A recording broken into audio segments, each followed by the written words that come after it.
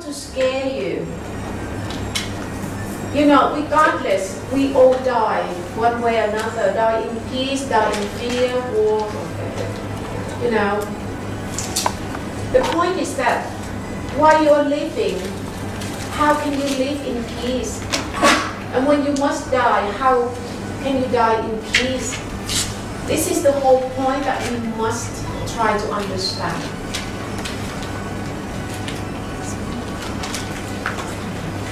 Okay, the drum, you know.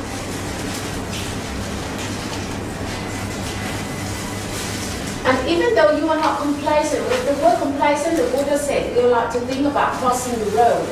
But it isn't, I will explain later. A moment like this, are you complacent? No car at all. See? Absolutely no car.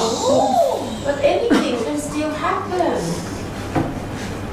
See? Are you complacent? No. You know, something like this, you cannot say, oh, it won't happen to me. Because all this is have a lot to do with your karma. About your karmic death door.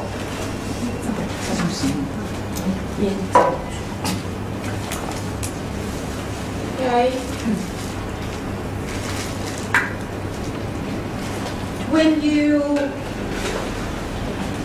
When you have to travel to somewhere, to a destination, you keep on driving, you know, keep on driving. Because the road, you can keep on going. If you do not realize that you're getting lost, okay, you cannot turn your car around, right? You got to realize first, oh gosh, maybe I'm lost. I better check the map, and then you can turn the car around. But if you do not realize that you are lost, you will keep on going into the wrong direction, right? Yes. Now, a physical journey you can still quite easy to talk about, to deal with.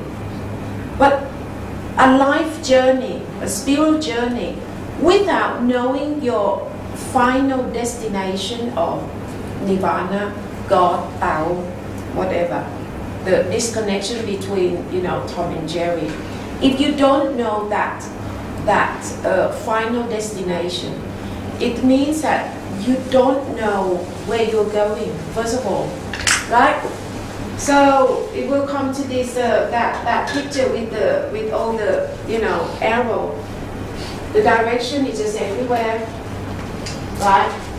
Because you don't know where you're going. So you just go all over the place, okay? And then the worst thing is that if people are trapped in this kind of pink forest and this clear white crystal forest, the taste of it is quite delicious, isn't it? The taste of, you know, hope in this pink forest is delicious. And people thought that, I'm okay, you know, my husband still loves me, you know, my children is still okay, healthy, I don't have broken heart yet, and I've still got lots of money. So you're trapped in this kind of pink forest, which is very much like you keep on driving along this road in the wrong direction, without you knowing that you are lost. So you go deeper and deeper into the opposite direction from your final destination of life, nirvana. Okay? So this type of journey, when you come to a knowledge like this, you've got to know how destructive they are. In the contrary, this type of journey that give you pain, you know, really stab you, give you pain, in fact, is a stop sign. A sign that tells you that, hang on, maybe I'm lost, you know, maybe I'm lost, I'm so in pain. So we better look for a map, you know. That's why when people have this kind of black cherry, full of pain, you know, family problems, business problems, hate this and that, you know, full of anger, this thing. So this is a good stop sign. Maybe I'm lost, so I need to find some knowledge. That's why you come into Dharma. That's why you're searching for the Buddha's teaching, which is good sign. So thank to this kind of Jerry, because it's made you realize that maybe I'm lost, so let's turn the car around to the right direction. This prompts you to search for the better things in life. Okay? Whereas all these people who are trapped in this type of forest, they keep on saying, I'm okay, I got money, but you look at that video, anything can happen. So this type of people who are deluded themselves, thought that everything will happen elsewhere, but not me, not me. So they cling onto this, this eggshell which is so fragile, so fragile. If anything happened next year, you know what, all the wealth, all the money, all the dollars, all everything, it will turn into paper. All the gold that you have, you cannot make your stomach full because you eat the banknote or eat gold. You eat food, you eat rice, you drink water, eat bread. What you need is the natural resources that can make you full, the real shelter. Money is only the medium of exchange for the resources that can make you full. But now, because we use the wrong standard, we use this as a standard of living, this American dream, make us misunderstand that money, gold is important. So instead of collecting food, real food, baked beans or whatever, you collect money. But when disasters strike, money turns into paper. Gold won't have any value at all. So it's no good. And this type of people are so stupid. Come to this type of wisdom. They don't realize how stupid they are. But it is all these people are ruining the world. See, these people are ruining the world. I'm quite glad that all these protests, happen from Wall Street, Capitalism, all this bank, got to come down. It got to come down. You cannot live on this ivory tower and let the bottom of the pyramid, live in poverty. You can't do that anymore. The natural resources in the world are, in fact, shared among the 6.6 billion people. It should be shared equally. No one owns this earth, So all these natural resources belong to every single human being equally. But because there's all these, Adam Smith, the father of capitalism, come with all this fancy idea of this and that, and turn the world into what it is today. All the wealth turned, in the hand of a handful of people. You go and count all these rich people, it's only a handful, tens of them already. So it doesn't make any sense, does it? Does it make any sense to you? And leave the rest, I went to India at the beginning of the year. I've got no rush to go back. Because, I love to see the place that the, Buddha part of at that time, Gaya. But I really hate the Indian society. It just makes me feel so sad, angry even. The fourth richest man in the world is in India. And the Indian economy is massive, it's colossal. And they've got so many human labor, which they can really, harness to turn India into a really wonderful place. But they don't have any infrastructure or anything.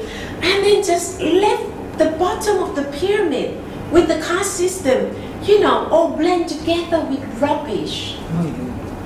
All the poor people, just blend together with rubbish and rubbish and rubbish. Which means that this top part of the people, they don't give, a damn to this bottom part. They don't look at them as human. They don't. This is so cruel. And then you wrap over all the caste, they belong to this caste. They're okay, they get used to it. If you get used to it, don't beg. Don't beg. Because they don't get used, they're hungry. That's why all these people who go on the pilgrim route, oh, what is it? 10 rupee, 10 rupee, chocolate, 10 rupee, chocolate, 10 rupee all the time. Don't beg. They don't get used to it. They still need to eat.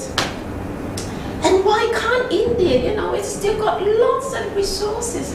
Why don't feed them, look after them? This is something that I just cannot get by with the Indian society. This is totally another planet, which no one can change. The Buddha tried to change, failed. Mahatma Gandhi tried to change, failed. Okay? And all this, where did it come from? It comes from all this jerry again. The ruler class, okay? The upper class.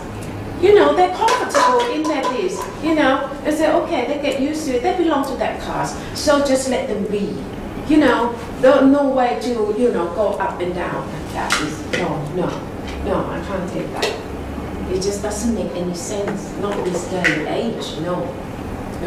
And it's all come from this ego. Okay, so come back to this, back to this black jelly. Because at least it gives you the pain, and that pain remind you to know that, okay, maybe I need to reset my life. Now, what is the real meaning of life? What is the real goal of life? That's lead you to find this kind of knowledge. Whereas these people who are, sitting in this, very thin eggshell, I'm okay. You do feel sorry for them. Okay? Don't get intimidated that, oh gosh, they got really high status, they got so much power, they got so much wealth, oh, they look good. They don't look good. Not in my eyes anyway. Okay? No. Until you use your wisdom to judge. Don't use this value to judge. You use this value to judge, you can never compete with anyone. Because the more you have, the more you want, and it go up like this all the time. Because this type of jerry got no ceiling. It got no ceiling. You go look at all this, mad, insane leader. Do they know any conscience? I mean, Burma is like, oh, Burma, gosh, it should be such a good country, full of resources and really Buddhist practice there. And it's a group of people. You see the wedding, the juntas, their daughter wedding, dripping with gold and diamonds. It look really silly. It looks silly. Look really stupid. And look at the Myanmar people live in poverty. That's why this world is just rule one culprit. I don't blame it's the A, B, C, D. No. One culprit, one real enemy, that is jerry. Okay, so we got to tackle jerry, and then this is the first domino. Once you can tackle this first domino, everything will collapse like a house of cards. Okay, so no matter what problem that we talk about, it's always come back to this practice. Right. What we are learning now, okay, is just simply changing our mental habit. So this eye, basically, is your mental eye or your mental cell, belong to your mental cell. Okay, I want you to see the difference between the practitioner, okay, which is always a small group of people in the world, and the non-practitioner, which is the majority of people in the world. Okay? We don't have to talk about religious belief at all. This is purely habit. No? Not physical habit, but it's mental habit. This mental habit is the majority of people in the world, one, they don't know that they have a true self, which is the mental self. So therefore, they don't know how to defend